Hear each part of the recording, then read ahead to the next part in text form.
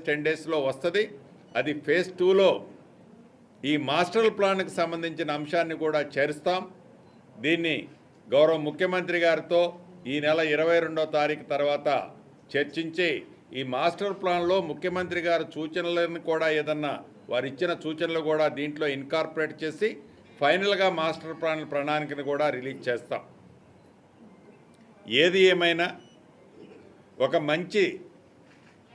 దైవానికి సంబంధించిన అందుట్లో గిరిజన సాంప్రదాయానికి సంబంధించిన ఒక మంచి కార్యక్రమాన్ని ఈ రాష్ట్ర ప్రభుత్వం డబ్బులు ఎంతన్నది ముఖ్యం కాదు, గిరిజనుల సాంప్రదాయాన్ని ఈ ప్రభుత్వం గౌరవించాలని, గిరిజనుల సాంప్రదాయాన్ని గౌరవించుకోవటమే కాకుండా గిరిజనేతరులు ఇక్కడ లక్షలాది మంది వస్తుంటారు. వారి అభిప్రాయాలకు అనుగుణంగా ఈ ప్రాంగణాన్ని ఒక 200 సంవత్సరాలు ఇందాక చెప్పినట్లు ఆ తరహాలో శాశ్వతంగా ఉండే విధంగా ఈ కార్యక్రమాన్ని చేపట్టి